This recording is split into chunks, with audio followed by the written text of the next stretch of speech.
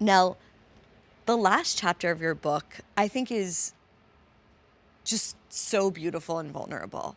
And it's really about your decision to break away from the old world.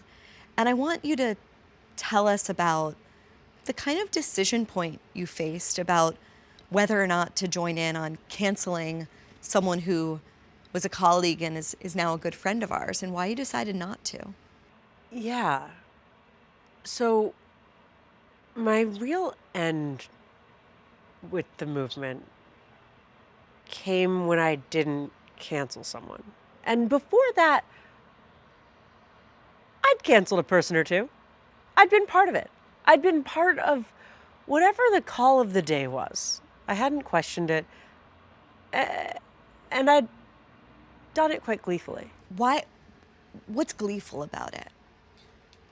What's joyful about canceling someone? In one of the chapters, I write about canceling a friend.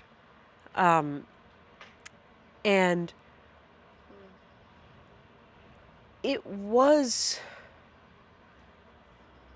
a positive experience doing it because I felt immense camaraderie with my community while I was doing it. I felt like I was doing justice. And the person I was canceling was someone who was just very similar to me, very closely aligned politically, but had stepped out of line a little bit. I just want to read this line that I think is so true and smart, where you say, a cancellation isn't about finding a conservative and yelling at them. It's about finding the betrayer in your midst. Yeah, so I had been a very good soldier of the movement, but there was a day that came when I couldn't join in a cancellation mob. And it sounds so, I keep saying this, but it's so silly. But when you're in it, these feel so, they feel like the most important thing in the world. And basically, there was a young man, a colleague of both of ours, who had been involved with an op-ed that got everyone really upset that day. And we were all supposed to tweet that the op-ed put our Black colleagues in danger and basically call for this young man to be fired. And I couldn't do it. I have this anxiety response where my arms go limp when I'm really anxious. Like it's like a psychosomatic problem. And I remember sitting in the apartment and my arms were limp and I was sweating and I was just like, this is so pathetic. Like, I can't believe I can't do this, but I just couldn't cancel him. I couldn't tweet out the tweet we were all supposed to tweet.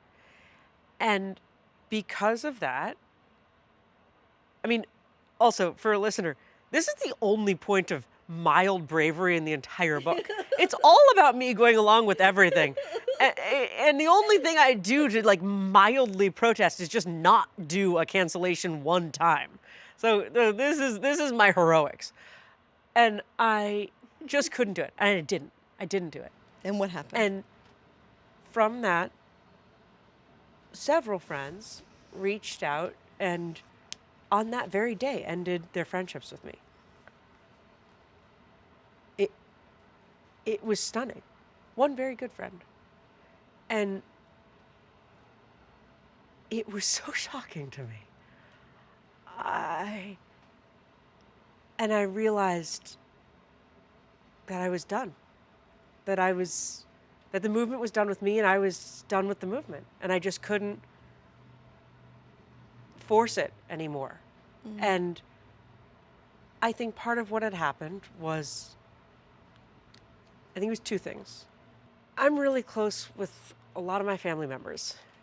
They all have really different politics. Some of them are really conservative. I mean real conservatives. I don't mean like never Trumpers like your dad over here.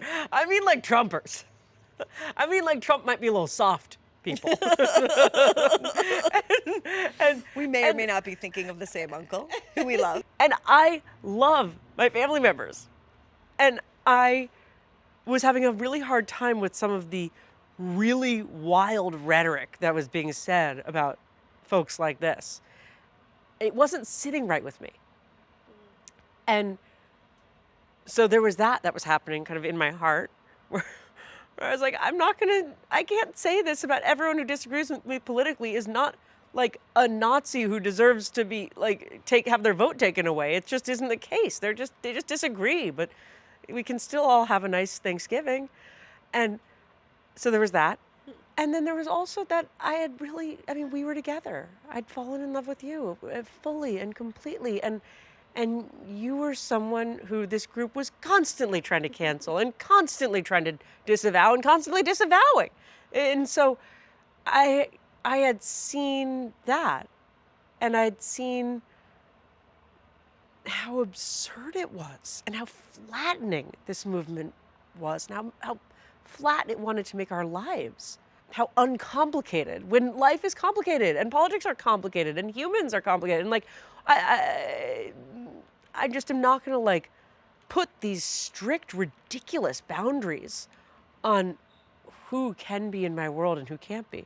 So anyways, so those two factors made it so I just couldn't cancel that day. I couldn't tweet the tweet. I couldn't tweet the fucking tweet. The Well, one thing I needed to mean- do, and I couldn't do it. And then it was done. And then I was really out.